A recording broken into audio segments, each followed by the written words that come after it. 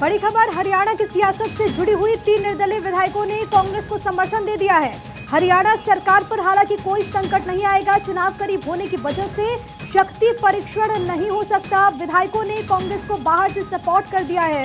इस वक्त की बड़ी खबर, और हरियाणा में जिस तरीके से आप देखेंगे हाल के कुछ दिनों में वहां पर राजनीतिक उठापटक देखने को मिली है। इससे पहले जेजेपी और उसके बाद ये 3 निर्दलीय विधायक।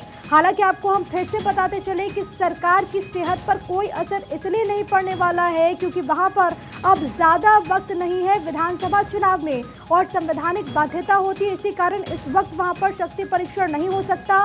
लेकिन 3 निर्दलीय विधायकों ने कांग्रेस का सपोर्ट कर दिया है और इसमें कई सारे ऐसे चेहरे हैं। हालांकि आपको याद होगा कि जब जेजेपी से अलग होकर के जब नायब सिंह सैनी ने पद और गोपनीयता की शपथ ली थी तो उनके साथ कई निर्दलीय विधायकों को भी कैबिनेट में इंडक्ट किया गया था, एडजस्ट किया गया था। लेकिन कई ऐसे चेहरे जो कि चाहते थे कि उनको मौका मिले, जिनको मौका नहीं मिला, अब उनकी राहें जुदा हो चुकी है क्योंकि यहाँ पर उन्होंने कांग्रेस पार्टी को सपोर्ट कर दिया है। नायब सरकार को लोकसभा मतदान के बीच झटका लगा है। इस वक्त की सबसे बड़ी खबर हरियाणा से निकल करके सामने आई है। लोकसभा चुनाव के बीच एक इसे बड़े झटके के तौर पर भी देखा जा रहा है। सोमवीर सांगवान, धर्मपाल गोंदल और रणधीर गोलन का नाम इसमें शामिल है। थानेश्वर शर्मा मेरे साथ, मेरे सहयोगी तमाम जानकारी के साथ इस वक्त कनेक्टेड हैं।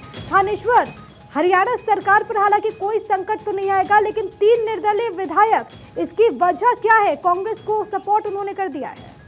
देखिए, सीधा सीधा अगर मैं कहूं तो अपॉर्चुनिटी भी कहा जा सकता है और सरकार पर प्रेशर करने का प्रयास भी कहा जा सकता है, क्योंकि जब विधायकों ने प्रेस कॉन्फ्रेंस की तो उन्होंने साफ शब्दों में कहा है कि हम कांग्रेस पार्टी को लोकसभा चुनाव के लिए बाहर से समर्थन कर रहे हैं और विधानसभा में उन्होंने अभी भी बीजेपी को समर्थन कर रखा है। जब तक तीनों विधायक लेटर लिख के गवर्नर साहब को नहीं देते कि हम बीजेपी से समर्थन वापस लेते हैं, तब तक उनका समर्थन जो है बीजेपी को रहेगा। अब ऐसे में सीधा सीधा ये कहा जा सकता है कि दबाव की राजनीति बनाने के लिए ये तीनों विधायकों ने किया है। पहले 4 विधायकों के आने की संभावना थी जो कांग्रेस को समर्थन करने वाले थे, लेकिन बाद में 3 ही विधायक शामिल हुए।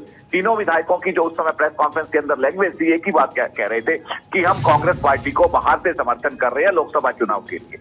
लेकिन जब उनसे पूछा गया कि विधानसभा में आपने बीजेपी को समर्थन कर रखा है, लोकसभा में आप कांग्रेस को समर्थन कर रहे हैं, ऐसा कैसे चलेगा, तो उन्होंने इस बात का बिल्कुल साफ शब्दों में जवाब देने से मना कर दिया और गोल मोल बात करके अपनी बात को खत्म कर दिया। अब देखना यह है कि अगर वो तीनों विधायक लेटर लिख के गवर्नर को कहते हैं कि हम बीजेपी से समर्थन वापस ले रहे हैं, औपचारिकता ही नहीं रह जाएगी क्या? क्योंकि चुनाव के बीच तो कांग्रेस को सपोर्ट कर ही रहे हैं।